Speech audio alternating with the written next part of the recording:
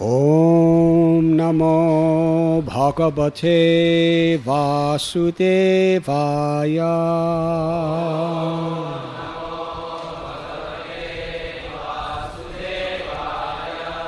Om Namo Mahadbhyostu Namah Shishubhyo. Namo Yuvabhyo Nama Avadutya. Ye Brahmanakam Avadhuta Lingash Sharanti Tebhya Shivamastu Rajnam Namo Mahadbhyostu Namah Shishubhyo. I offer my respectful obeisances unto the great personalities, whether they walk on the earth's surface as children, young boys, avadhutas, or great Brahmins. Even if they are hidden under different guises, I offer my respects to all of them by their mercy. May there be good fortune in the royal dynasties that are always offending them. Purport by His Divine Grace, A.C. Bhaktivedanta Swami Prabhupada. King Rahugana was very repentant because he had forced Jad Bharat to carry his palanquin. He therefore began offering prayers to all kinds of Brahmins and self-realized persons, even though they might be playing like children or hiding in some guises. Before Kumaras walked everywhere in the guise of 5-year-old boys, and similarly there are many Brahmins, knowers of Brahman, who traverse the globe either as young men, children, or avadhutas, being puffed up due to their position. The royal dynasties generally offend these great personalities. Therefore, King Rahugana began to offer his respectful obeisances unto them, so that the offensive royal dynasties might not glide into a hellish condition. If one offends a great personality, the supreme personality of Godhead does not excuse one, although the great personalities themselves might not take offense. Maharaj Ambarish was offended by Durvasa, who even approached Lord Vishnu for pardon. Lord Vishnu would not grant him pardon. Therefore he had to fall at the lotus feet of Lord Ambarish, of Ambarish Maharaj. Even though Maharaj Ambarish was a Kshatriya Grihastha, one should be very careful not to offend the lotus feet of Vaishnavas and Brahmins.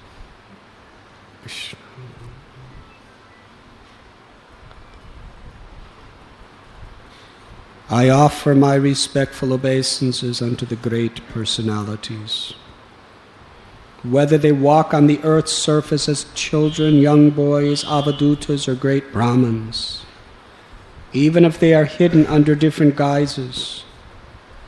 I offer my respects to all of them. By their mercy, may there be good fortune in the royal dynasties that are always offending them. Today we are reading from Srimad Bhagavatam, Canto 5, Chapter 13, entitled Rahugana Converses with Jad Bharat. Text 23. I am very, very grateful by the causeless mercy of Sri Radha Gopinath, Srila Prabhupada, be back in Radha Gopinath's temple with the opportunity to serve all of you. This chapter of Srimad Bhagavatam is most instructive.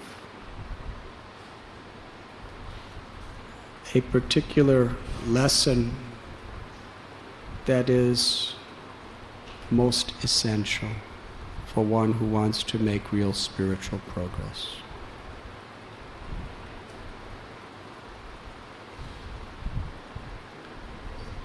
Rahugana is a great king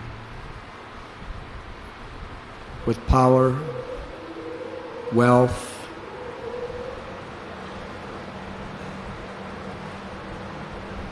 youth, beauty, a man who is very learned, and it is the tradition at that time that when a king travels, he is carried by palanquin. We have learned that one of the palanquin carriers was unable to perform his duty,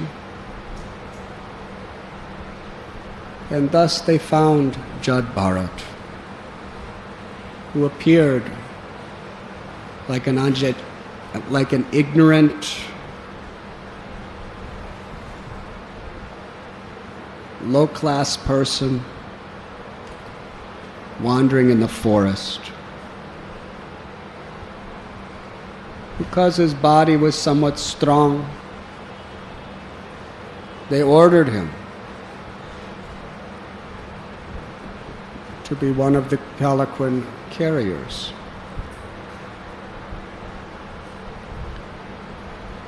Jad Bharat simply did not discriminate on the bodily concept of life.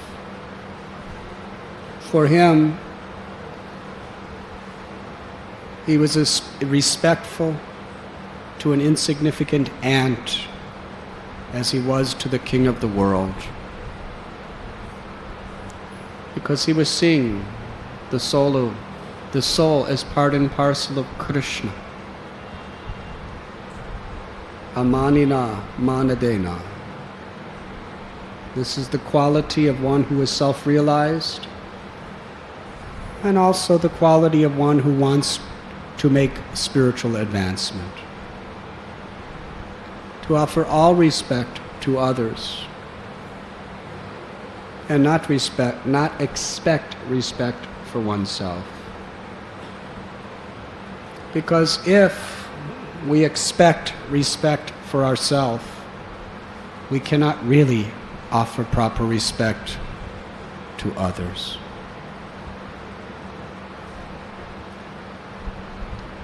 There are different levels of consciousness in which one may offer respect.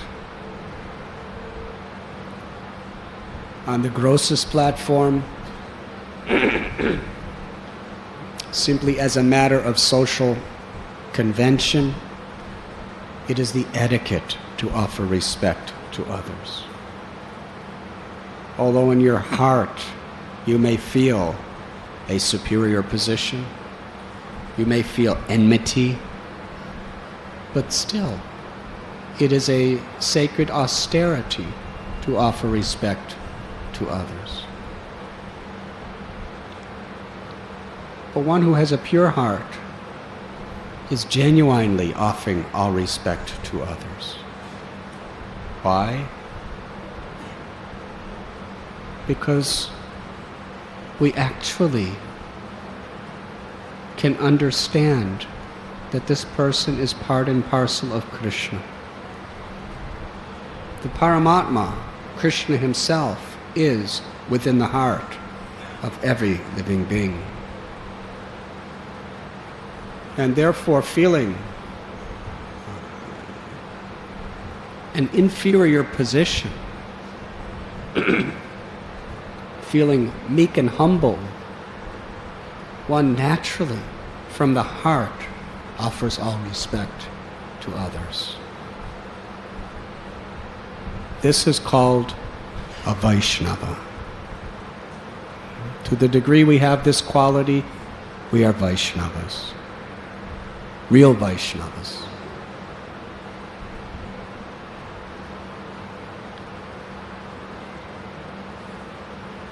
Jad Bharat, even the insignificant ant, he was very careful not to offend.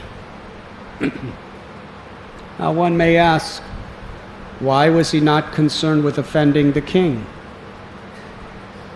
Because by stopping the chariot, stopping the palanquin as the ants were crossing, he was disturbing King Rahugana.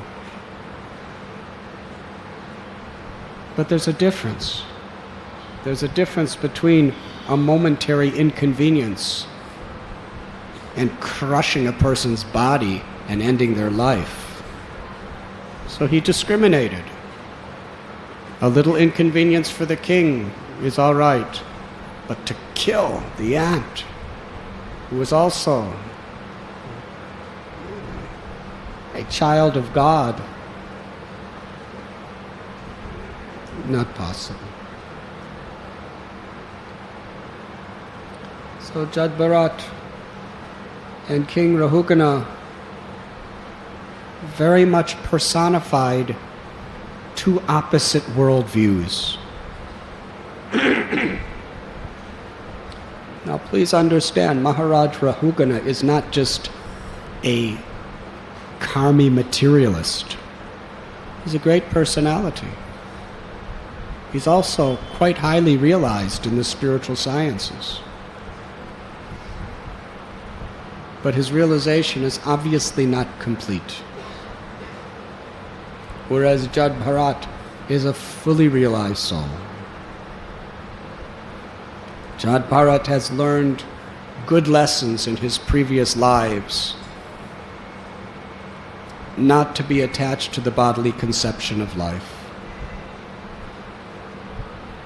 He personally pretended to appear like the most ignorant fool because he did not want anyone to respect him. He was happy being abused. Because in that humble state of mind, he would never forget Krishna.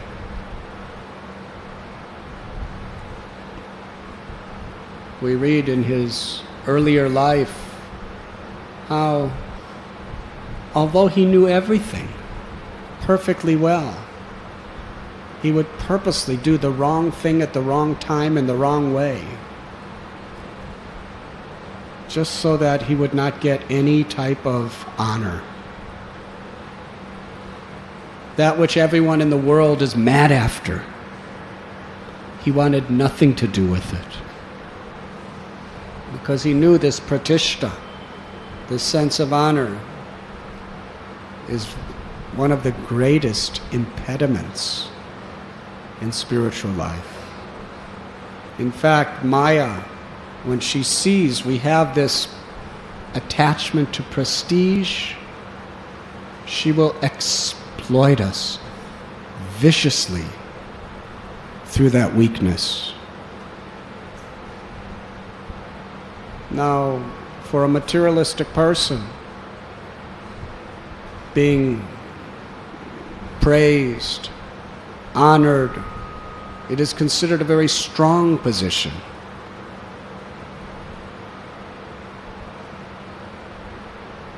But in terms of the illusory energy, Maya Devi's understanding, it is the weakest position. She will attack you and she will defeat you if you have that attachment to prestige. It is just a matter of time. And when she sees we have that, she'll feed it, nourish it, build it up. In this word-for-word translation, Srila Prabhupada defines Rajnam, Ragyam, unto the royal dynasties are kings who are always very puffed up. Srila Prabhupada often used this word for a person who has too much false ego. Puffed up. Now in this world, that's an opulence to be puffed up. People want to puff themselves up to unlimited extents. But the problem is the nature of this attachment to prestige is you can never be satisfied because it is subtle lust. It is a subtle, very, very powerful form of kama. And Krishna tells in Gita that this kama is insatiable. It burns like fire. The more you have, the more you need. The more you need, the more you'll do anything to get it. Even commit offenses and destroy your own good fortune. That is what the world is all about.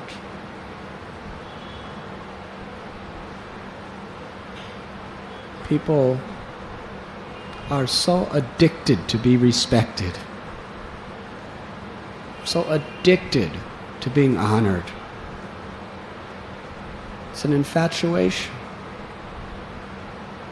And when Maya sees anyone, especially a devotee, because materialistic people are already controlled like puppets by Maya Devi. She has the whole world on the strings of the three modes of material nature. And she makes us dance as she wants us to dance. Srila Prabhupada prayed to Krishna, I want to be your puppet. Make me dance as you wish for me to dance. Our constitutional position is we are puppets. Are we a puppet of Maya on the strings of the three modes of material nature?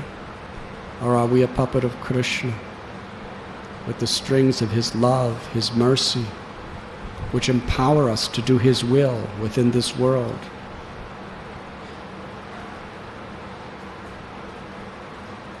So when a person becomes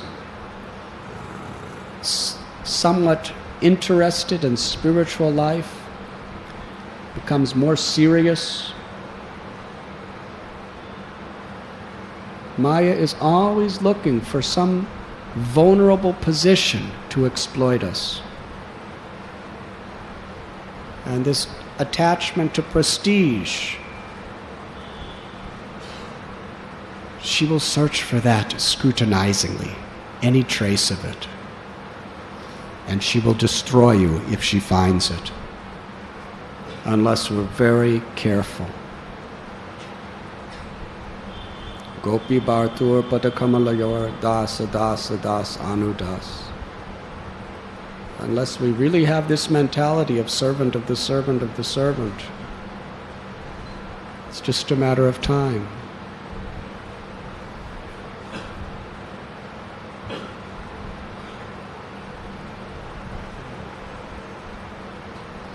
Yes, when Maya sees we have this attachment for prestige, we're not willing to give it up.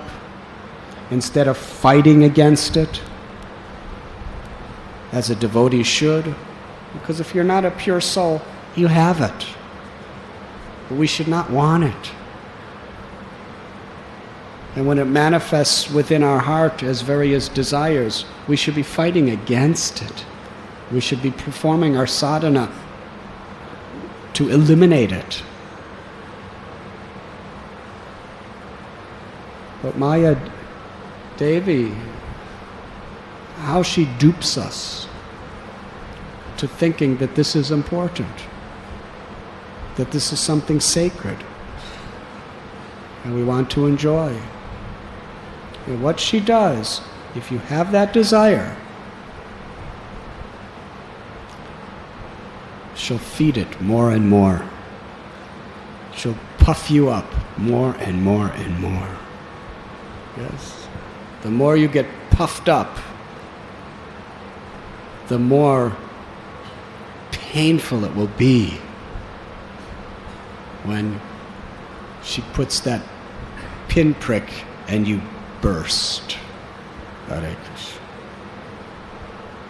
It's like Prabhupada explained the story of Dr. Frog. He was thinking he knew, and he was puffing himself up more and more and more until he burst. As they say, the bigger you are, the harder you fall. So Maya infatuates you more and more and more. She'll feed that prestige. She'll give you the respect you want. Or sometimes she will not, and she will frustrate you. And when you're frustrated in the conditioned stage, then you'll strive and you'll struggle to get it.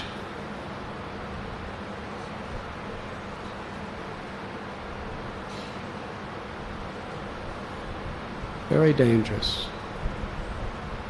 That is what Sarvabhauma Bhattacharya told Chaitanya Mahaprabhu, according to the version of Vrindavan Das Thakur. Sarvabhauma Bhattacharya said, he was a very elderly man.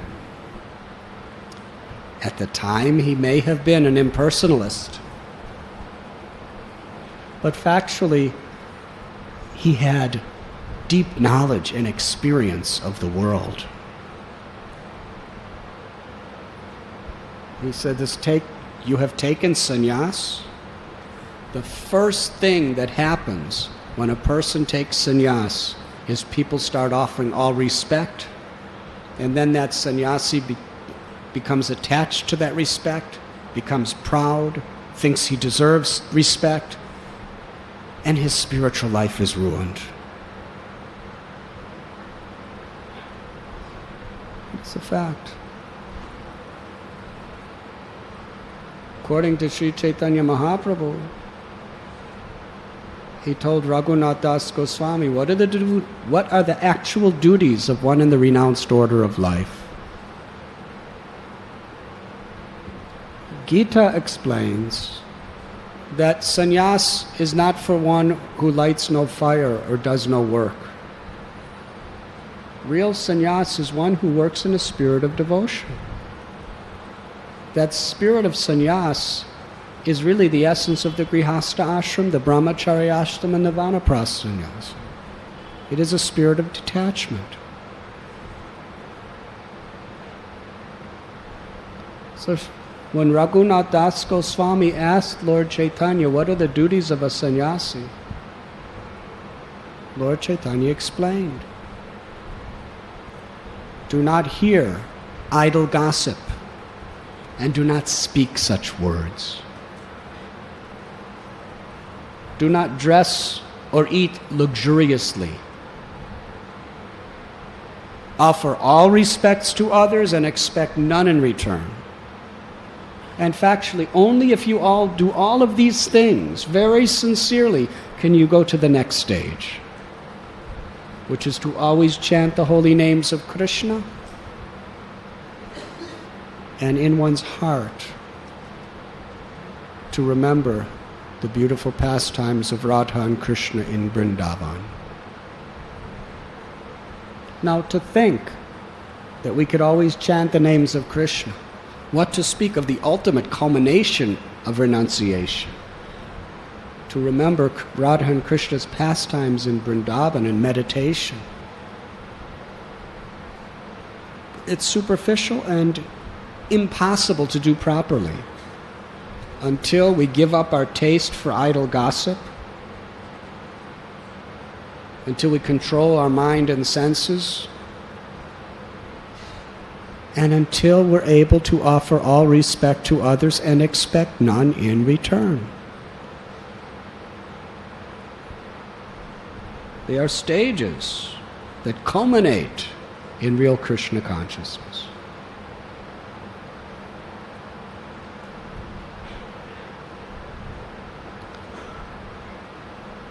Jad Bharat is purposely going out of his way so that nobody will give him any honor, respect, either internally or externally, because he knows it's the safest position to be in. And Maharaj Rahugana, although a great personality, being in the position of king, is naturally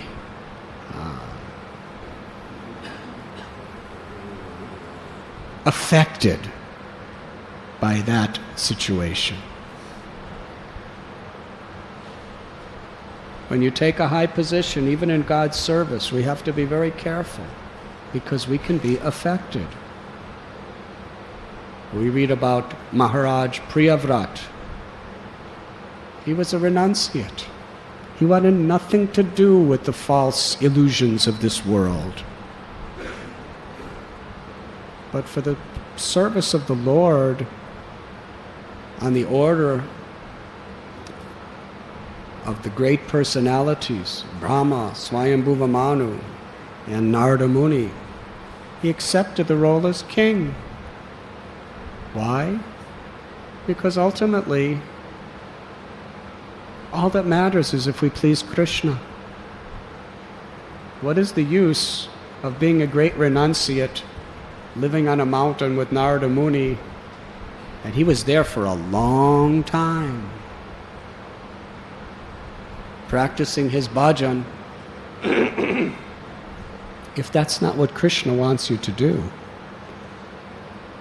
Samsadir Haritoshana. The only purpose of life is to please Krishna. There's no other purpose. So Priyavrat was willing to give up his bhajan, his exalted, renounced position, to have a family and to engage in so many apparently worldly activities. Why? Because he was a man of essence. He was saragrahi. The essence is to please Krishna, nothing else. But because he took that role, he actually got affected. He was overcome with attachments for the pleasures around him, which he had to associate with to perform his service. But because he was sincere, and he did it for the service of the Lord protected him by revealing to him that he was actually falling prey to Maya. And in that situation, he prayed to Krishna. He prayed from the core of his heart, "Save me." And in this way, he was protected.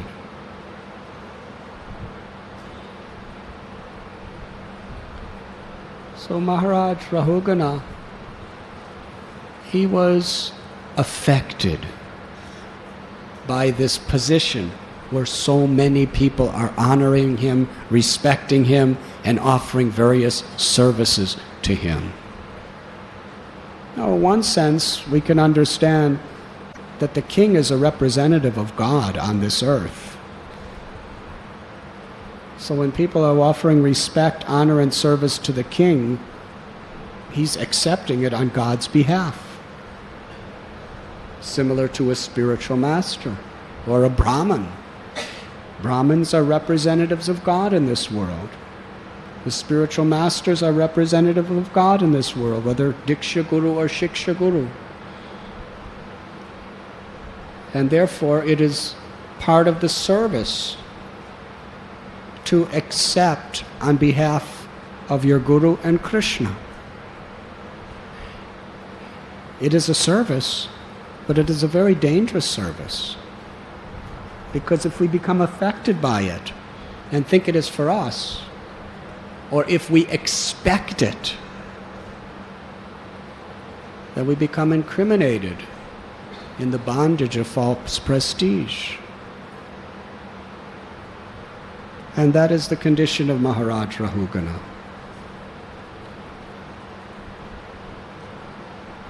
He is chastising Jad Bharat. What nonsense! You should be punished. How dare you offend the king, the representative of God on this earth, the way you are doing?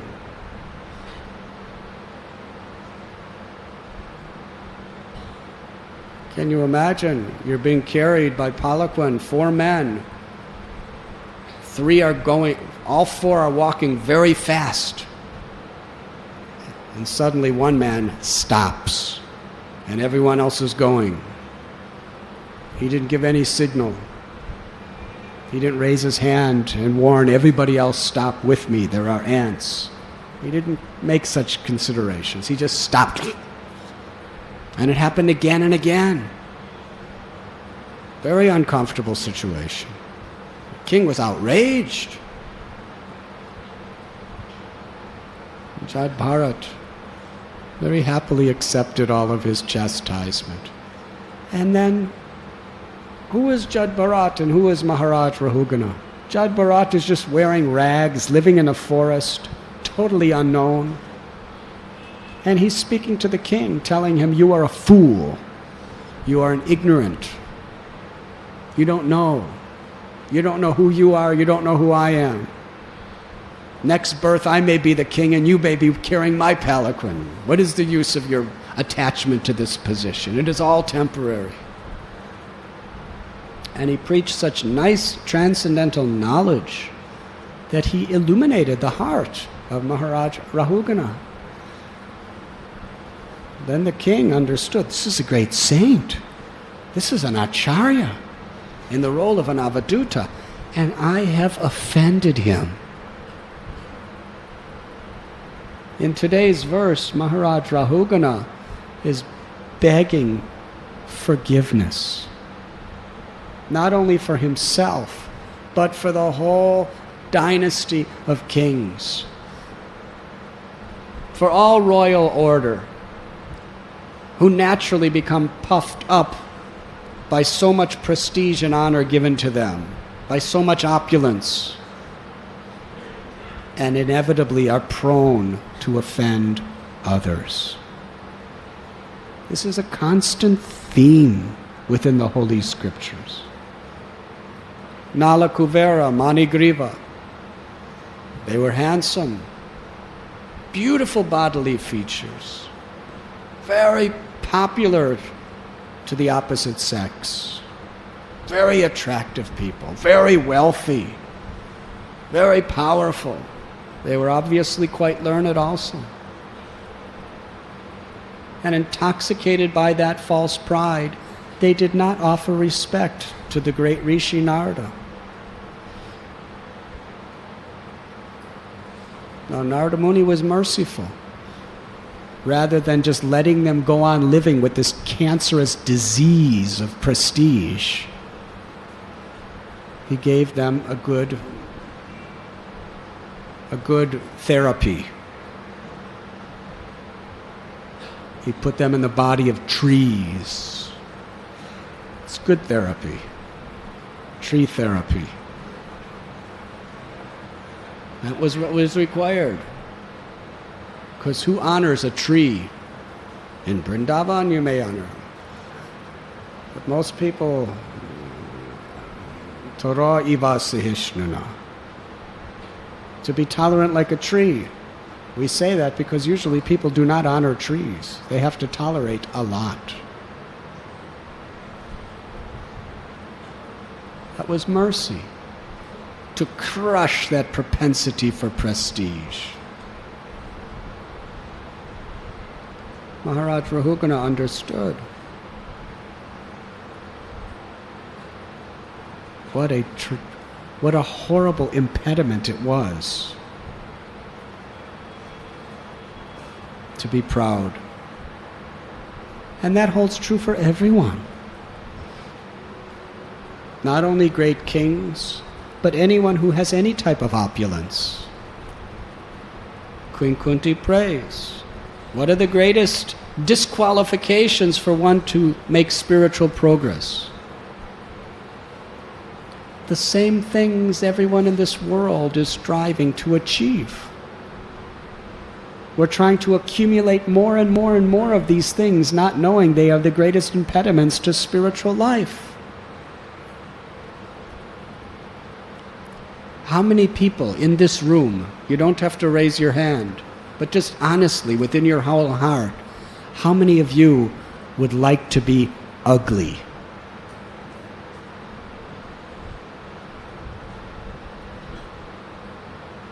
Even brahmacharis usually don't like to be ugly. What to speak of unmarried women?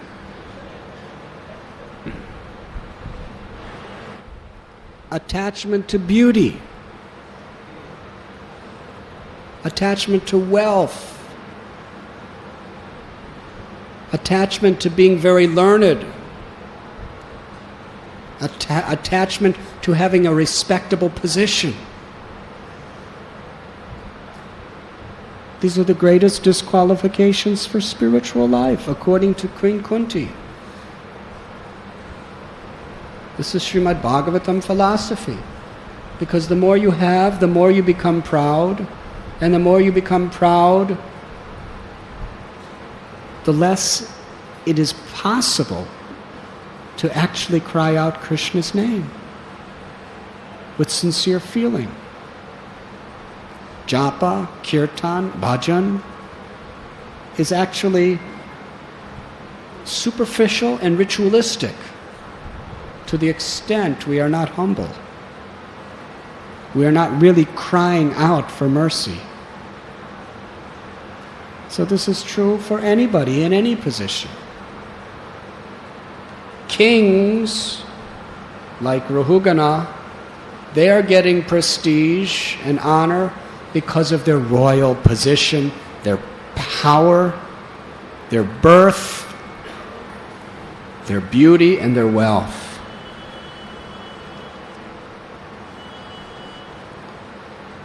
Brahmins may fall into the same pitfall because of their knowledge. In Srimad Bhagavatam, Lord Balaramji, the original spiritual master of all living beings, he teaches a good lesson in this regard. This pastime is not to teach one person a lesson. It is to teach the whole world for all time to come. What Shukadeva Goswami chooses to speak in Srimad Bhagavatam is the specific incidents within the histories of the world that will best teach people how to achieve the ultimate goal of pure devotional service. We find in the Puranic literatures thousands of narrations, thousands of historical references. Why is Srimad Bhagavatam Amalam Puranam? Because Shukadeva Goswami is selecting from all that vast, vast treasure of histories those stories, those that will teach the greatest lessons that are essential for humanity to understand.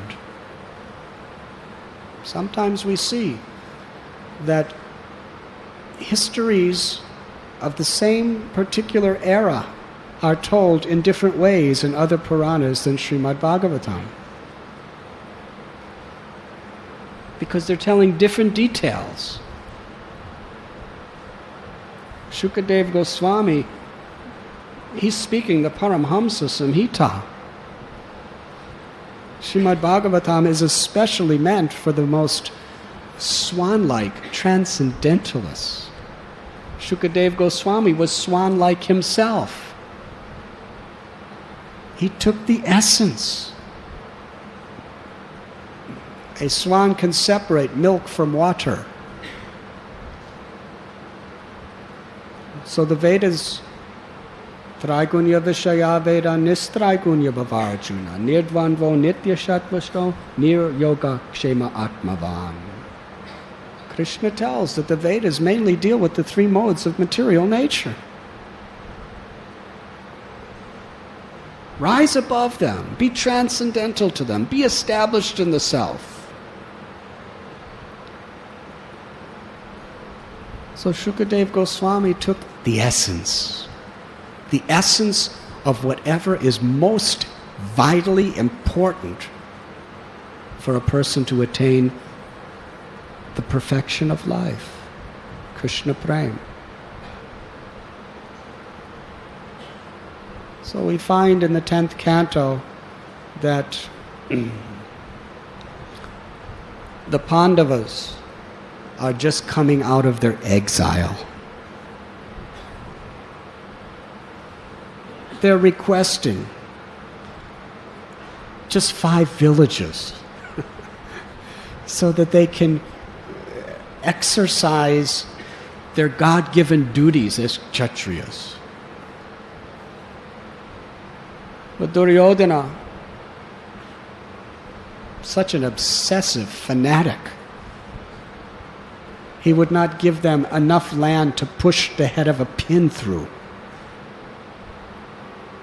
because he was so insecure.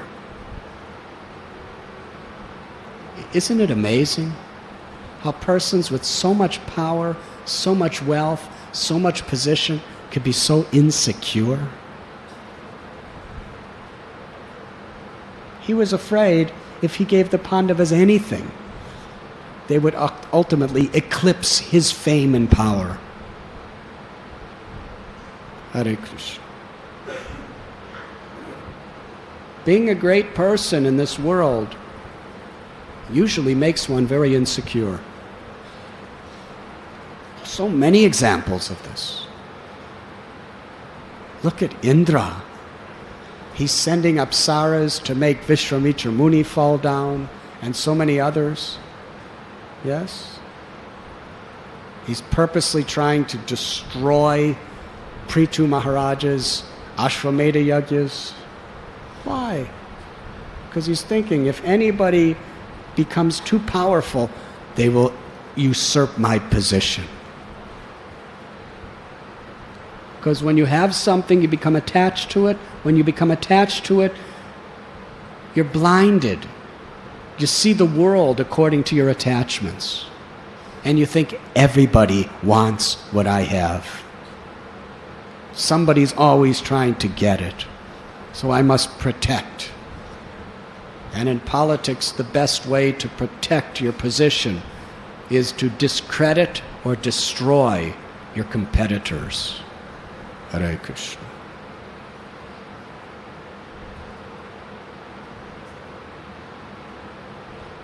Krishna himself, playing the role of the obedient servant of Yudhisthira Maharaj, goes to Duryodhana to try to mediate. Yes? Just like in our ISKCON, we have our Braj Bihari, who's the minister of mediation. This is parampara, this mediation. Krishna was the original mediator. He was trying to create some mediation, some compromise between the Pandavas and the Kurus to somehow or other prevent this war from taking place. However, at least externally, Krishna's mediation failed. So we should not expect too much from anyone in this regard. Of course, he had a higher plan. If his mediation was successful, there would not have been such a wonderful setting to speak Bhagavad Gita. But when all attempts by the Pandavas, by Krishna, failed, because ultimately Krishna does not interfere with a person's free will. Krishna, within the heart of Duryodhana, could have done anything, but he does not interfere with the free will of his children.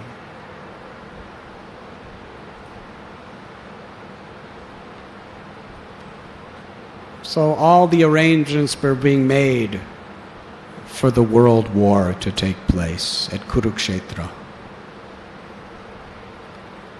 And already it was designated that Krishna would be on the side of the Pandavas.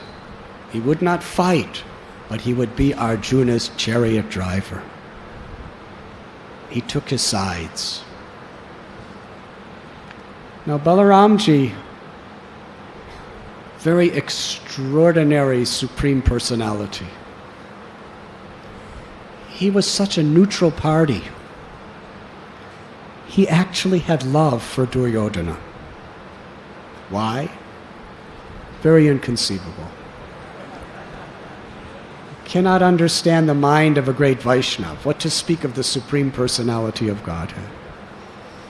Somehow or other, he saw good in offense personified, in the personification of envy.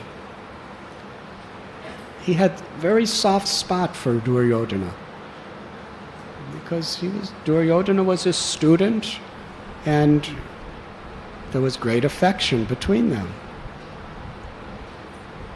So there was no way he would ever accept being on the Kuru side, because then he's fighting against Krishna and the Pandavas, who are Krishna's pure devotees. And at the same time, he didn't have the heart to take sides against Duryodhana either. So he did the most honorable thing that could be done. He just left. He didn't want to be... He knew that if he stayed around, everybody would be trying to canvass his support. And Balaram was not a political person. So he just left and went on pilgrimage. And one of the places he came to was Naimisharanya. In that forest, which is considered to be the very center of the universe, there were thousands and thousands of great scholars, sages, rishis, and brahmins who were gathered together to perform yajna for the welfare of all humanity. And in this yajna, they had the most esteemed scholar, the most charismatic teacher amongst all of them to speak the transcendental knowledge. And amongst them, they all accepted the personal disciple of Vyasadeva, who was so deeply learned in the scriptures and who could present the scriptures so eloquently, so mesmerizing. They put him on the Vyasasan to speak. His name, Romaharshan. So Romaharshan is sitting on Vyasasan, and all these great rishis, gurus, acharyas, brahmins, they're all sitting at his feet with honor because of his great position and his qualifications. At that time, Sri Balaramji appeared. Oh, Balaram has come. Everyone got up and offered their respects. They bowed down, they stood with folded hands. But Romaharshan, he was sitting on the elevated seat in which he's representing Vyasadeva, the Supreme Personality of Godhead in his literary incarnation. So he simply did not see that it was required for him to offer respects, because he was in the most respected position.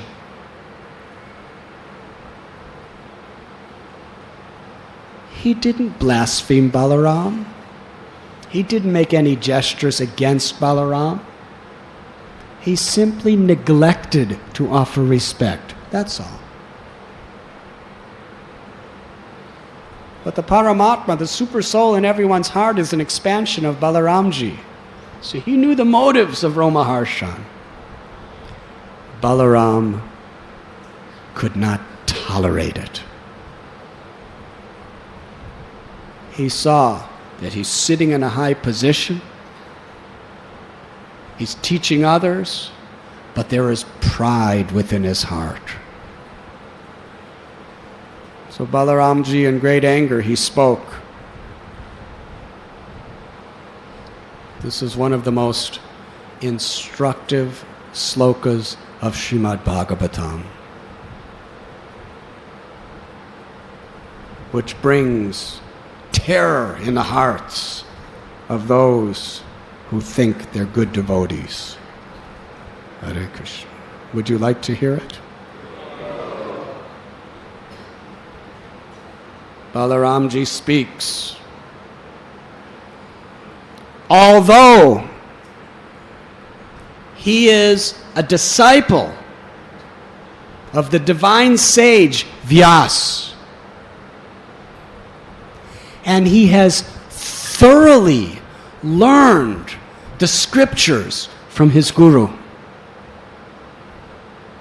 He has thoroughly learned the law books of religious duties, the epic histories, and the Puranas. All this study of the scriptures, which he thoroughly has learned, has not produced good qualities in him.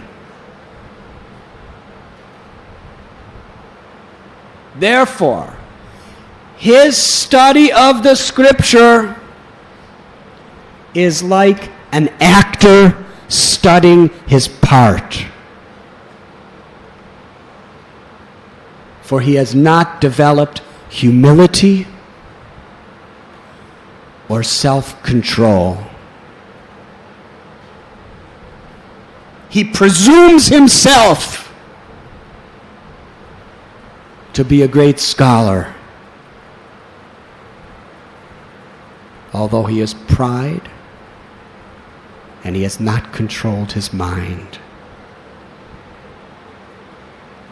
Balaram continued in the next sloka. I have incarnated in this world especially to punish hypocrites who appear as religious leaders. Then Balaramji picked up one piece of grass, kusha grass. And with that piece of grass, he touched Romaharshan. Romaharshan, right in the presence of the entire assembly of great rishis, dropped dead. There was a great alarm. They told Balaramji that we have just, before you came, we have given him a benediction. We all decided he should be our speaker.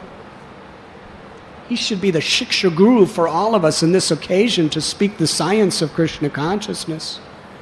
And we gave him a blessing that he would live a long life. And now he's dead.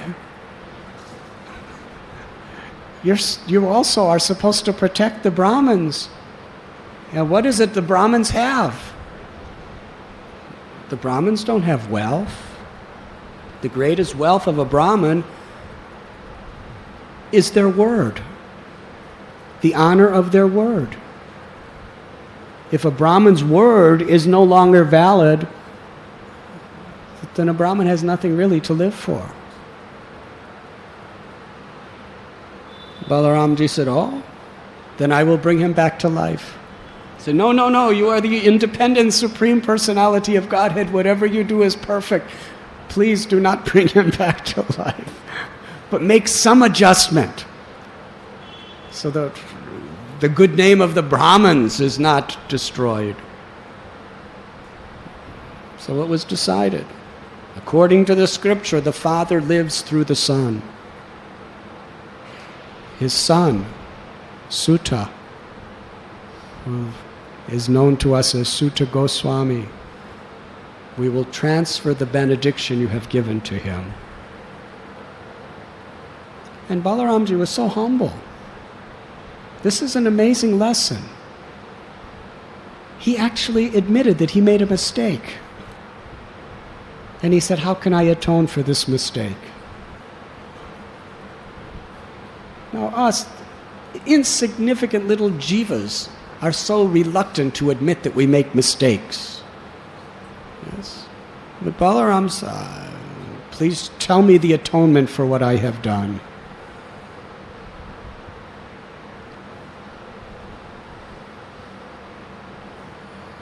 This is his humility. The Supreme Personality of Godhead is the source of all humility.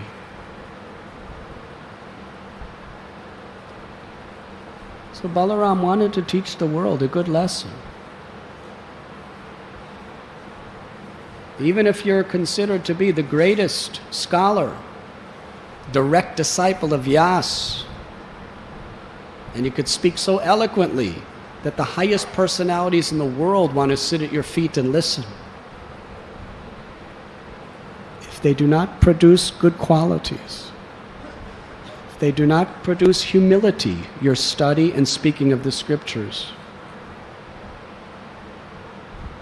it's no better than an actor studying his part. In other words, it cannot please Krishna. Therefore, Sri Chaitanya Mahaprabhu has taught this verse. Trinadapi suniche na taror iba sehishnuna amani na manadena kirtaniya sadahari. We have to be very careful not to fall in traps. Because that's what Maya does.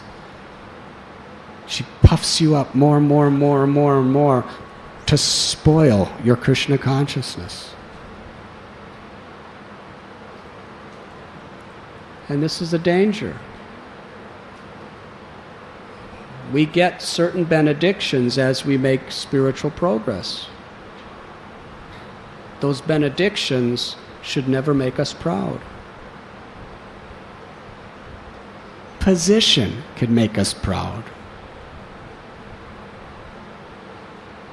When we have a high position of being a senior devotee, that could be being a senior devotee could be our downfall. I am Prabhupada's disciple. I was Prabhupada's personal secretary. Or I am a counselor. Or I have been around for so many years. Before you were even born, I was chanting Hare Krishna and serving my Guru Maharaj. Yes. So you're honored as being senior. Now, we're supposed to honor senior devotees. That's part of Vaishnava culture. It's good for us to honor senior devotees.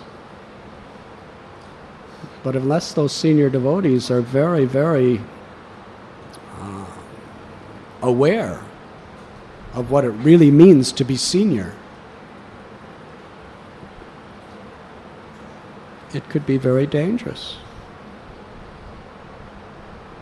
We have seen a person who is very senior is not getting the respect they feel they deserve. They become angry. They become disturbed within their hearts. And eventually they just lash out and offend others. And the fact is, it's not just offending senior devotees that makes you fall down. Offending even a new devotee, you'll fall down. Even offending karmis, materialistic people, unnecessarily, will be a great disturbance to your spiritual life. Therefore, amanina manadena. Offer all respect to others and expect none in return. This is the only safe position. It's very difficult. We should not be proud that I am senior. We should not be proud that I am learned. We should not be proud that I have power. We should not even be proud by what we have done. We have seen intimate associates of Srila Prabhupada who have done unbelievable service, massive service, beyond any of our expectations of what we could ever do in our life. They were praised by Prabhupada. They were praised by devotees all over the world. Very senior positions. And their accomplishments stood for themselves. But then everything taken away. Because they became proud. They offended others. And then you're just playing into Maya's hands. So this is the story of Romaharshan Sutta. For years he studied under Vyasa. Hare Krishna. Now, how many of you would feel some prestige being the direct disciple studying at the feet of Vyasadeva? Yes, every guru sits on Vyasa-san, representing Vyasa. What to speak of direct disciple of Vyasa. And thoroughly, Balaramji knows exactly what is what. He said, you have thoroughly learned the scriptures from Vyasa. But because you're proud, therefore all your study of the scriptures has not produced good qualities.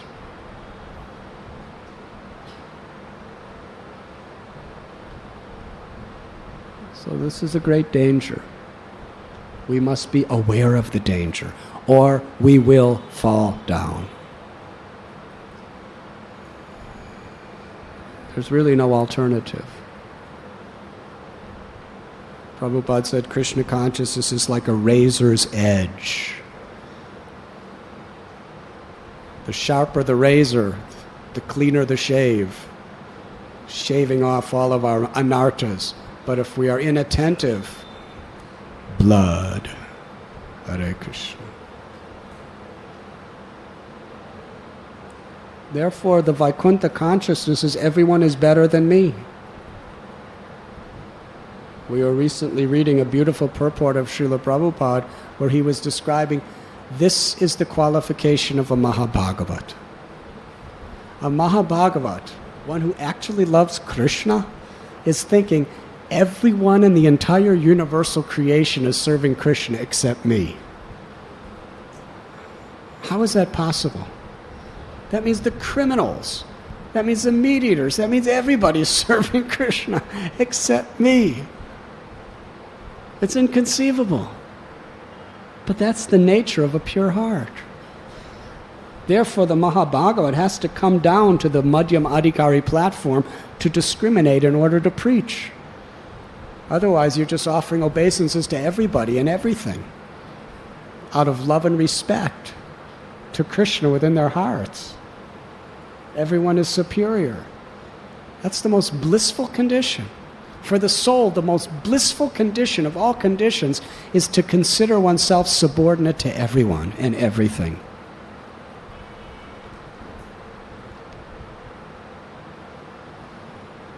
False pride is just a contaminated aggravation within our heart. So herein, in this beautiful verse, Maharaj Rahugana is praying. He's praying to all the great personalities such as Jad Bharat, to please give forgiveness and give benediction of good fortune by mercy to people like him who are always offending others. Such a wonderful king. He's sitting on a palanquin with royal garments and the emperorship of the world. And he's humbling himself, surrendering, begging forgiveness from this avaduta in the forest. Because he knows what he has is great. He is the Maharaj. He has conquered his mind, he has conquered his senses, and most of all, he has conquered his ego. Therefore, he's the real king.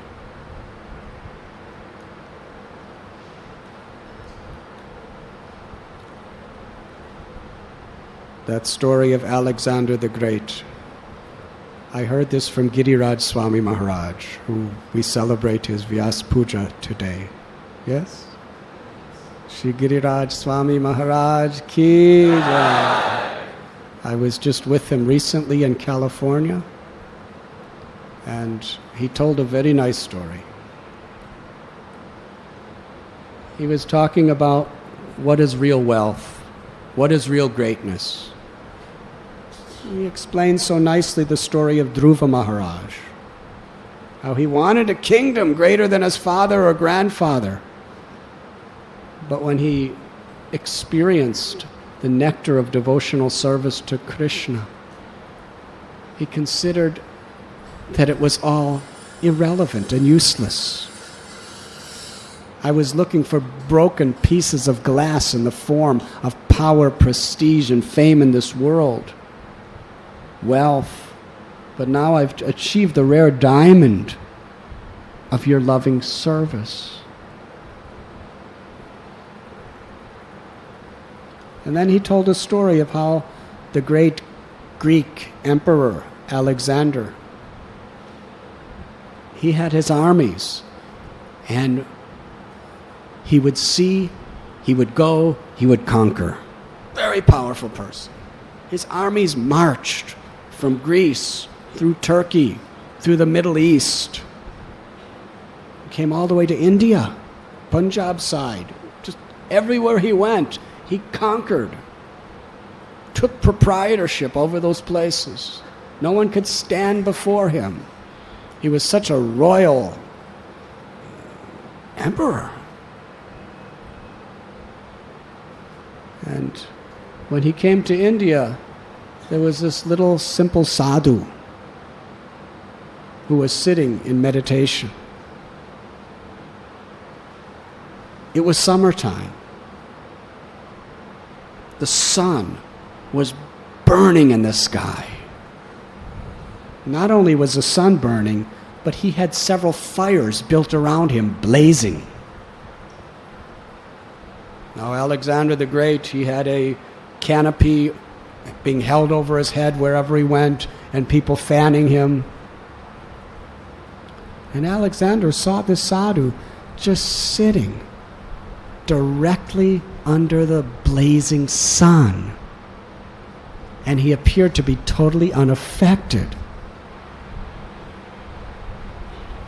So Alexander understood this is a very, very great person.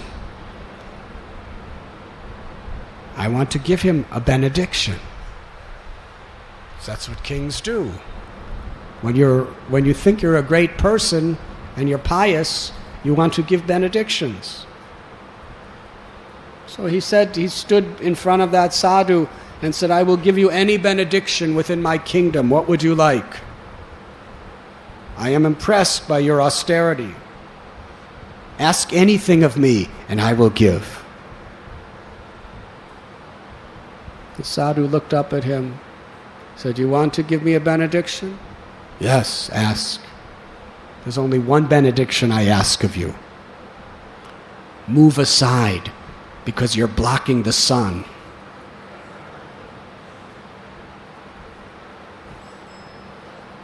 So he moved aside. This is the wealth of the Brahmins, their austerity. And the satisfaction of a great personality accepting difficulties in their service to the Lord, that inconvenience is such an honor. It's such an opulence. It's greater than the kingdoms of the world. If we can do something for Krishna, and there's inconvenience and suffering that we have to endure to do that for Krishna, we should understand that that suffering in Krishna's service is more precious and valuable than all the wealth of the King of Heaven. That's why it is said austerity is the wealth of the Brahmins. And that wealth gives inner peace, inner satisfaction.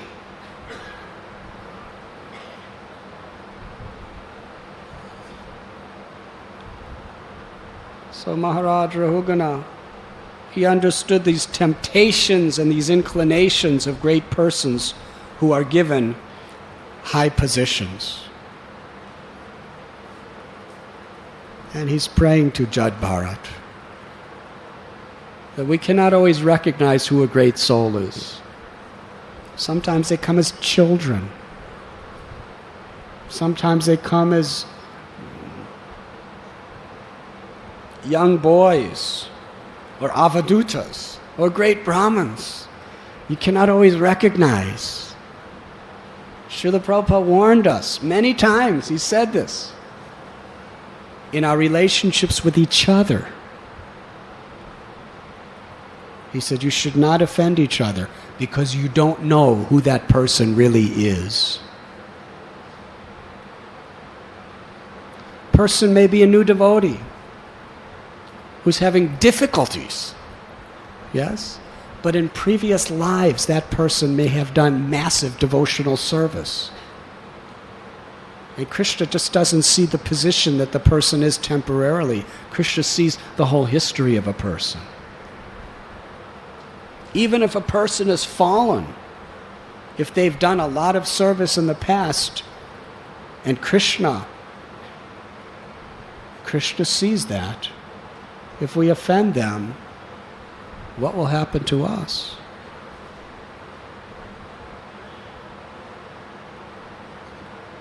Many examples. The 4 Kumaras did not look like great sages. They looked like 4 little children. Yes? And look what happened to Jai and Vijay. And what was their offense?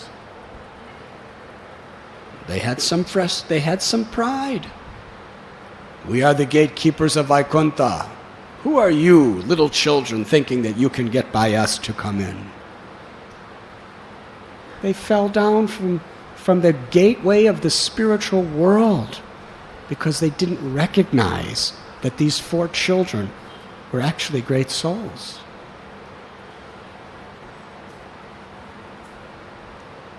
Prabhupada said demigods and great rishis are standing in line to take birth in the family of devotees of this movement. You do not even know who your own children are.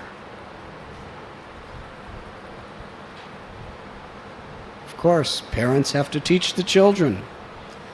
Jagannath Mishra was punishing Lord Chaitanya. And when that Brahmin appeared in the dream and said, he's the Supreme Personality of Godhead, you cannot be chastising him like this. Jagannath Mishra said, he may be who he is, but if I do not teach him, how will he learn? That is the parental love. So yes, we must sometimes do the needful to teach our children properly, but we should never abuse them. We should never be negligent toward them. We should never neglect their Krishna consciousness because we do not know who our children are. They may be millions of times spiritually superior to us.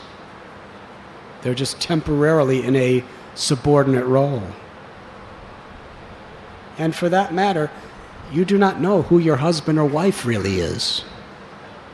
You might think you know. But to think you know anything is a type of false ego too. Abuse your wife, abuse your husband, Vaishnava aparad. You can go to hell for that. We don't know. We don't know who these brahmacharis are in the ashram sleeping next to us. They may be exalted rishis who have descended. Hare Krishna. Brahmacharis, we don't know who these grihastas are.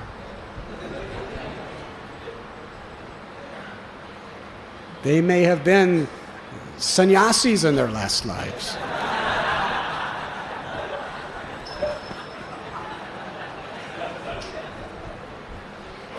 But they've taken this role just for some inconceivable mission of the Lord. We do not know. So we have to be very careful. This is a very good lesson in this verse. That great personalities can appear in ways that are very difficult to understand really who they are. Therefore, we have to judge people by their character, not by their external position. This is one of the greatest defects of human society, is we make judgments of people according to external considerations, according to their caste, according to their race. When Prabhupada was giving Brahman initiation to American and Europeans, even very learned Brahmins in India were very critical of this. They were saying, these are malechas, they can never be Brahmins. Impossible. They should not be initiated.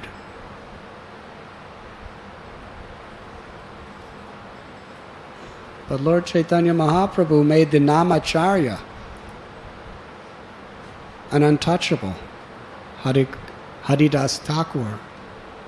And Srila Prabhupada writes in Sri Chaitanya Charitamrita that Lord Chaitanya has sent his personal associates to take birth in Malecha and Yavana families of the West just to help to push on the movement all over the world. Now, how do we recognize them? In Moscow this year, we were very fortunate to be present for Janmashtami and Vyas Puja of Srila Prabhupada. Naranjan Swami Maharaj was there, and Srinathji Prabhu was also there as one of the very special guests. It was quite amazing, because they have this plot of land. Would you like to hear? They have this plot of land which is neither theirs or not theirs. Very difficult situation. Because the government, the Russian government, they decided to take away the temple that they had for so many years because some builders wanted to give a lot of money for that property to the government to build a high-rise.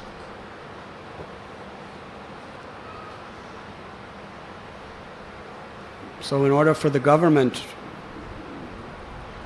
to get that, they had to evacuate us from the building. And what they did is they promised to give us a plot of land, prime location in the heart of Moscow, if we just move out. So they gave the land, at least they gave the use of the land. They told us to move there, and they even had the same building company build a very small, simple structure for the devotees to have their worship. And then they came with gigantic, destructive machinery and just destroyed the building we were living in. And now we have a little tin shack, practically, that's hardly the size, with a very low ceiling. If somebody jumps, they could crush their head. Recently, I was at our preaching center at Oxford University, Sonak Rishi Center, Center for Vaishnava and Hindu Studies. And there's one nice devotee, very, very nice devotee. His size and height, did you meet him? He's 6'10". How many meters is that?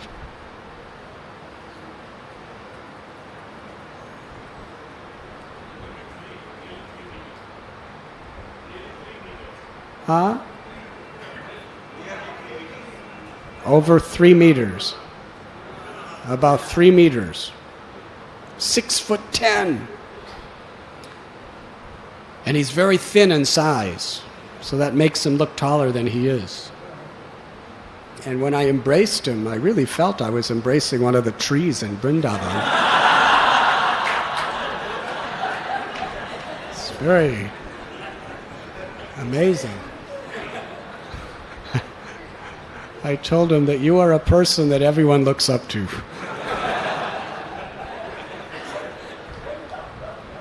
But the amazing thing is how much difficulty, because he's far taller than any doorway. The doorways were like up to his nose. So every time he went in and out of any door, he had to bend down very low. Hare Krishna. Why am I talking about this? Ah, yes, Moscow ceiling, thank you. Anyways, he couldn't even walk in the Moscow temple. But what the government did is they built this little thing. We put the deities there.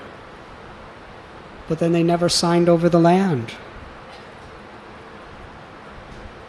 And the Orthodox Church wants the governments to kick us out, and they're putting heavy political pressure. So because we do not have any type of deed or title, it's not a lease, it's not a rent, it's not an ownership, we're just occupying the land. Therefore we have no legal rights. Therefore we cannot go to the sanitary department of the city to even put in sewage lines. There's no toilets, there's no running water, there's no heat in the winter, because no one will it's against the law to put these utilities in a land that you don't have title for. It's very difficult. And the mayor, his office is saying that they will sign it, but it hasn't been signed. So for Janmashtami this year, they wanted to have a big celebration. So they put up this big tent, pandal, which was circular. Very beautiful, wasn't it? Big circular, perfect circle, pandal that accommodates about 3,000 people. And they set up stage and sound system and other pandals and wonderful, wonderful arrangements. And they invited so many people. And the day before Janmashtami, day before, devotees went to the police to ask them, because you need security, and the police said, we have already been informed to shut you down because you have no permission. Very difficult, because unless you own a place, or at least have a lease agreement, it's illegal to get permission to do anything there. So if they went to get permission, they would have been closed down immediately. So they made all the arrangements without getting permission. But the problem is, everything would have been smooth, but the sports stadium next door made a whole petition of complaints to close us down. And the police have to act. So they said, we've already gotten our order.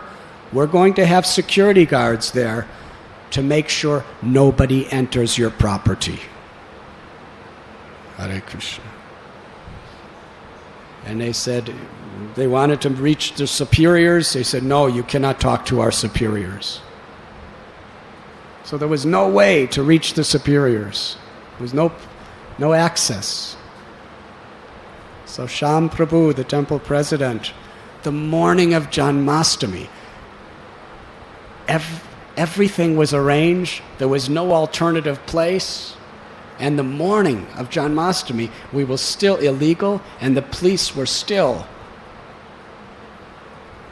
determined to close it down and not let anybody in. Hare Krishna. So somehow or other, there was one devotee who works in that office. And he, by his influence, he got Sham Prabhu through the security guards, because otherwise he could not have gotten in the building. And he went right into the office of the senior-most man in the department. And the man was outraged. What nonsense. You've set up all these facilities, you've done all this, and you don't have permission. And we can't give you permission because you have no legal right to be there. So he said, no, you will not have any celebration. No one is allowed on your property. Should I continue? No! So he said, we've already invited the ambassador to India, and the ambassador to Mauritius, and the ambassador to Nepal, and so many dignitaries, and so many professional people, and thousands of people. We've already invited them, and they're all coming. There's no way to contact them all and tell them it's canceled. It will be a great embarrassment to the government if all of these people, the dignitaries and the public come, and you have your police kicking us all out. So why didn't you get permission before? It was obvious, because they wouldn't give it. You think only India does things like this?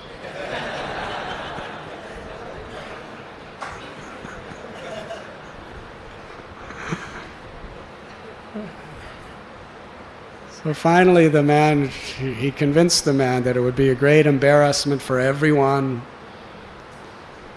So he said, all right, you do it this year, but we'll never let you do anything like this again without permission. So it was the morning of Janmashtami that we finally got the signal where we knew the celebration would take place. Before that, it was very uncertain. This is the way the devotees there are living. So much suspense. So they had a beautiful tent, and how many people came? About 3,000? Between 3,000 and 4,000 people came. And I would say about 90% were Russian and 10% Indian.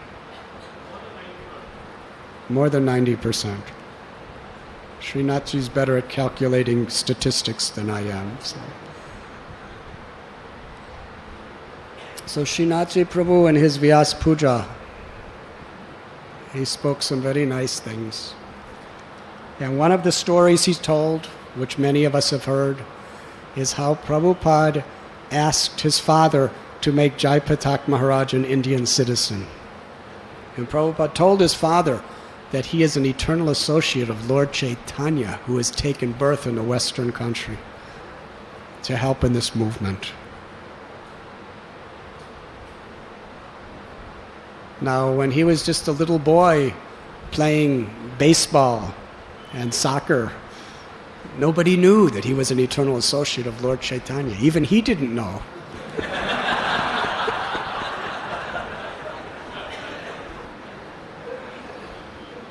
It wasn't until he was a teenager that he found out who was Krishna and who was Prabhupada and who was Lord Chaitanya. But before that, he was just an American boy playing games and studying. We don't play cricket in America, you'll be sad to hear. Baseball is a perverted reflection of cricket. That's the number one sport in America. So who's to know? Who's who? Even a guest that comes to this temple for the first time may be an eternal associate of Lord Chaitanya, who's coming in contact with the devotees to begin their spiritual lives. Hare Krishna. So therefore, devotees are very, very careful. Never consider yourself to be in a superior position to anyone. As a service, you may have to take that role, but you should never feel that role. Gopi Bhartur Padakamalayora Das Das Das Anudas. Servant of the servant of the servant of the servant. That is our philosophy. As soon as you feel yourself Prabhu, then you're a victim of Maya. We're always Das Anudas. And sometimes as an Anudas we may take the position of a superior position, but we do it as a service. We never identify with the position. We always identify with the spirit of service. And that is the safe position. Maharaj Rahugana is begging forgiveness because he unfortunately identified himself with his role rather than his eternal spiritual nature. And by identifying himself with the superficial temporary role, he offended a great soul.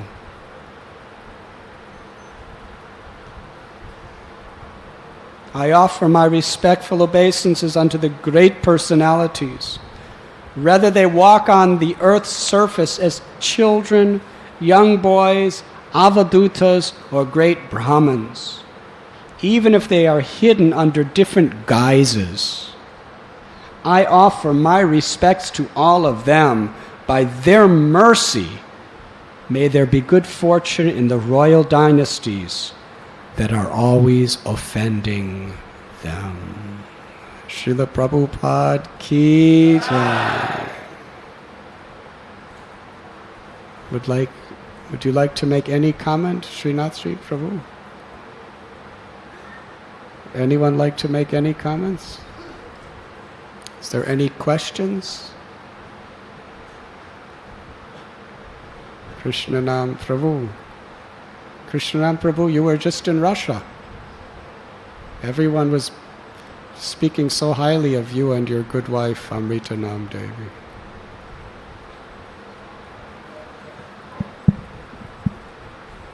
That's because we are connected to you, Maharaj. Otherwise, by ourselves, we don't have any qualification. Maharaj, you were mentioning about how in Krishna consciousness also, when we become senior devotees, then we have this natural tendency to look on top of others, and over a period of time we become puffed up. And then because we become puffed up, we think that others are puffed up and they are not reciprocating with us properly, they are not having proper relationship with us. And because we are not having this relationship, we keep on committing offenses again and again and again. So what is the solution, or what is the salvation for such a person who, because he thinks himself to be a senior devotee, he starts feeling this pride coming in his heart? How does he save himself if he's going to keep on committing aparadhs like this? Remember that blade of kusha grass.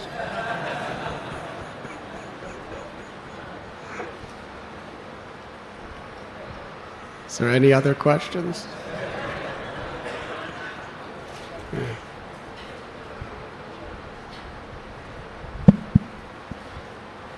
Maharaj, thank you for a nice class.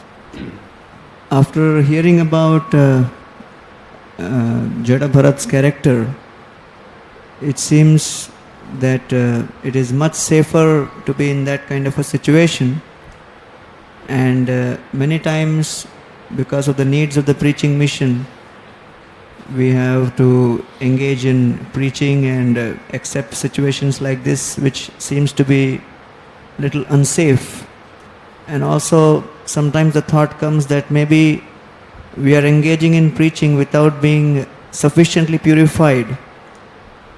So how safe is it to engage in this preaching mission without having gone through many years of training in seclusion and in properly being purified through the process of Krishna consciousness? Because it is the will of Guru and Krishna, the purpose of our preaching is to purify ourselves as well as others. That should be our consciousness. When we're preaching Krishna consciousness, we should not think that we are the benefactors of all living beings. We should actually just be doing this service for our own purification. Prabhupada sometimes said a great soul writes books for his own purification. So in preaching, we purify ourselves. We should understand that it is not my words. I'm just repeating Krishna's words. And we should be listening to what we say. That's important. Oftentimes, preachers have so many people listening to them, and they're so conditioned to instructing others, that they actually cannot hear. They cannot hear from others. I have previously cited one person who was a very powerful preacher for many, many years, had thousands of disciples, very charismatic, very learned, very empowered. But he was having some difficulty, and some of his very close God brothers came and tried to tell him, and he actually was honest. He said, "I'm sorry, but I've been teaching others so much that I cannot hear anybody else speak. I cannot hear anybody else speak. I cannot take knowledge from anyone else. I'm conditioned only to give it." Hare Krishna. That's falling into the trap of Maya. We can even fall into the trap of our successes. Maya will use even our strongest points to make us vulnerable. That is her expertise.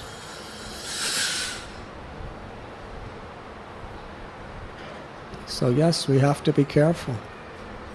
We should understand when we're speaking the words of Guru and Krishna, it's actually Guru and Krishna's words coming out of our mouths, and we should be listening also.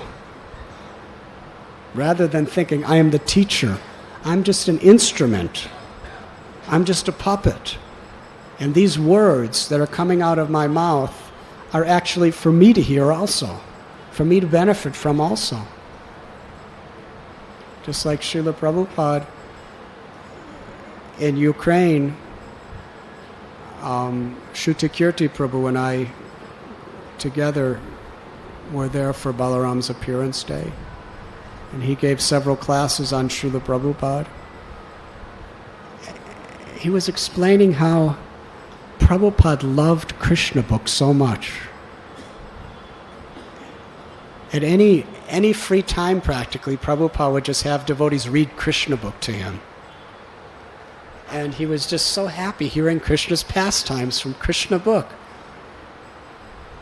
And Prabhupada told Shrutakirti Prabhu, it may seem strange, an author wanting to always hear a book that he has written. He said, but I have not written this book. Krishna has written this book. I was just an instrument. He was not hearing his writing. He was hearing Krishna's words that came through him. He took no credit for it. He took no possession for anything spoken. So similarly, when we speak, it's not our words. When we do something, it's not our abilities. We're puppets. We're puppets of Krishna. And we should be a puppet as Krishna wants us to be a puppet. If Krishna wants you to preach, which he does, this is a preaching movement, for us to think, let me become purified first and go into seclusion, we're not going to make advancement doing that, because it's not the will of Krishna. We will make advancement doing the will of Krishna, but we have to do it the way Krishna wants us to do it. You could get puffed up in a secluded place doing bhajan, or you could be puffed up as a preacher, or you could be puffed up in anything. That's Maya's power. You could be sweeping floors, and you could be puffed up thinking I'm a better sweeper than the other sweepers. Yes? And you can offend the other sweepers. So in any situation you could become proud.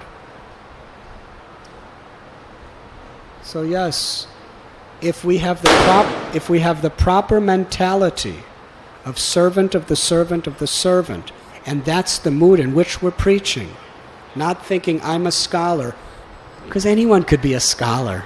That's a karmic thing. What's important is the qualities in our heart. And we try to be as scholarly as we possibly can, but that's not what makes us great in the eyes of God or Guru. It's our qualities. Roma Harshan there's no person on earth today that can compare to Roma Harshan in scholarship. And could you imagine how he must have spoken? The power and charisma of his presentation? Unbelievable. Even had great rishis sitting at his feet. So it is our duty to preach. And by doing it in the proper consciousness, preaching purifies us. Preaching is kirtanam. Preaching is the chanting of the glorification of Krishna's name and pastimes. Lord Chaitanya, when he was asked of the 9 processes of devotional service, which is most important, he said kirtanam, the chanting of the holy names. Preaching falls into the category of kirtanam. But just as our chanting has to be guarding against the 10 offenses, the kirtanam of preaching also has to be guarding against the 10 offenses.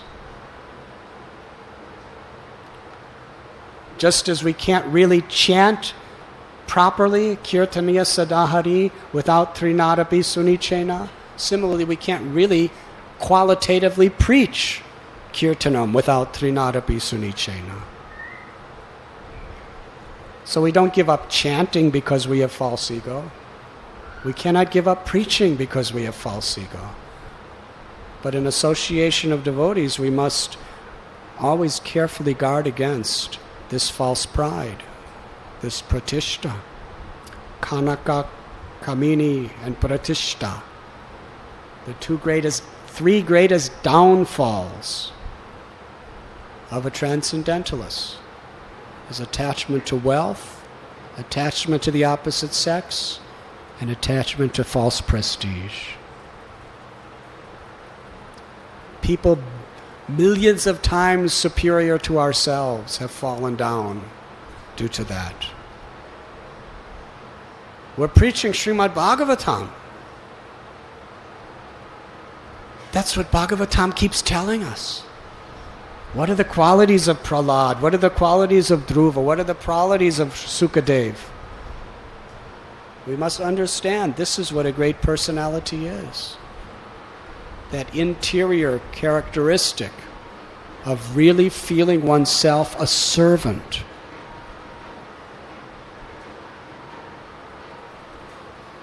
That is what Krishna consciousness is about. So it is our Guru's mission. It's a preaching mission. He wants us to preach. He wants us to read his books. He wants us to present. And in doing so, there's going to be many benefits that come our way.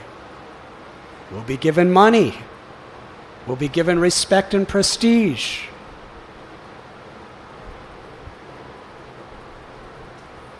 But if we think it is ours, then we're in the grips of Maya. We should be doing this simply as a service for purifying our own hearts. And that's why it's also nice to balance our lives with menial services. to keep our consciousness real. Otherwise, we fall into this illusory state that I am the doer.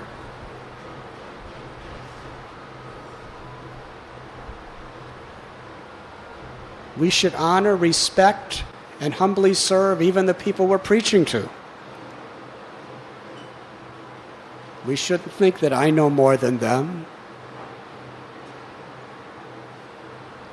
Actually, when people really want to hear, their desire energizes Krishna to speak through us. So in one sense, I'm not the doer, my listeners are the doer. Because they're eager to hear Krishna speaking wonderful things through this mouth of mine as a puppet, because of their eagerness to hear it. It's a reciprocation between Krishna and them. And I'm somehow or other just an instrument. So if we speak something nicely, we should actually feel humbly indebted to the audience. Because you are energizing Krishna to speak. Haribo. In this way, always take a subordinate, humble role in your heart. And then you're safe. So Prabhupada wants us to preach, but he wants us to preach according to the service attitude that is the very essence and heart of Vaishnavism.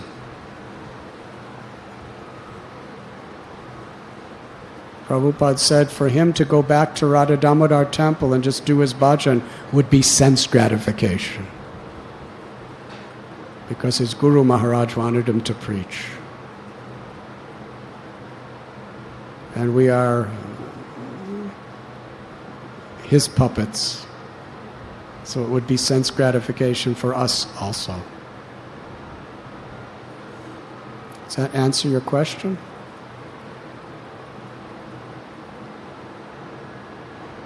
It is quite late, so I think we should... Murlidhar Prabhu, we'll have one more question from our transcendentalist.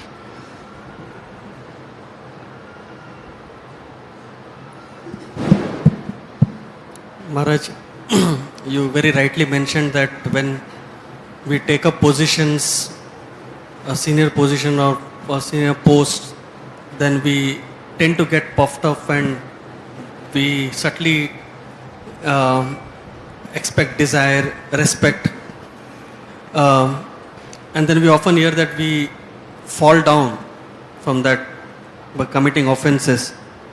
Now I want to hear from you, Maharaj, what exactly is a symptom of a person who is in the process of falling down? Say again, because that bomb went off just when you were speaking. I want to know from you, Maharaj, that what is a symptom of a devotee who is in the process of falling down? Is how does he know that he is falling down? Or sometimes everyone could see it except you.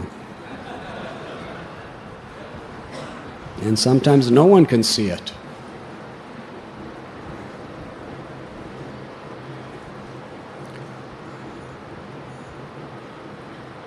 The symptom is attachment.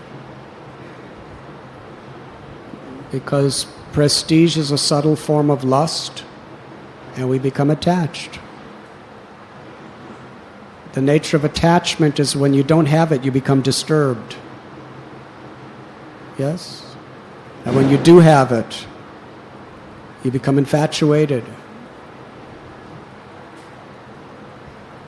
So if we're actually studying the Holy Scriptures and discussing the Holy Scriptures with senior Vaishnavas and with our peers, then this subject matter comes into the forefront of our lives. And then we will become more aware of the symptoms that may come. But when we see attachments, when we start thinking ourselves better than others,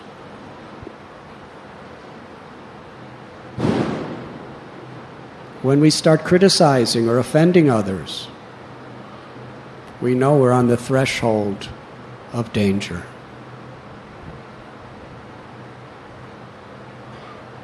When you expect to take rather than give, that is a diseased condition. If you are a counselor, if you're thinking that the counselees are my property, that they are mine, then you're an illusion. Janasya mohoya maham mameti. This disease of I and mine is it's the realm of Maya. To think I am this body, I am a counselor, and these counselees are mine. You're in big trouble. These counselees are Krishna's. They're under your care to serve. Yes? Don't take pride in being a counselor. Take pride in having the chance to serve great souls. Yes? But as soon as we start thinking, I am the president, or I am the GBC, any position you have, if you're expecting people to honor you and you respect you like that, then you're in a very dangerous position. You should be expecting the opportunity to serve them. Now, it may be good for them to honor and respect you. And we may teach people the proper etiquette, but we should be doing it as a service to them, not to accept it ourselves. In Krishna consciousness, whatever we receive is meant for Guru and Krishna.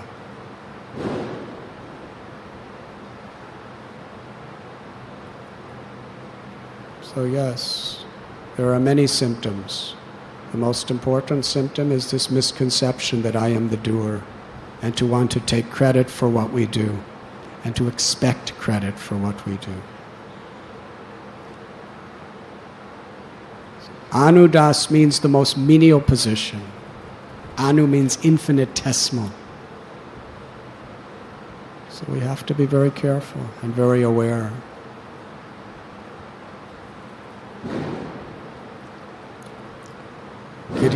His Holiness Giriraj Swami Maharaj, he exemplified that so nicely in that famous story where his father offered him millions of dollars to come home and be a devotee at home. He was emaciated, living, getting sick, in a jungle area, in a foreign country, poverty. But he considered the greatest of all wealth to be the menial service of his Guru Maharaj and the Vaishnavas. And he would not trade that for anything.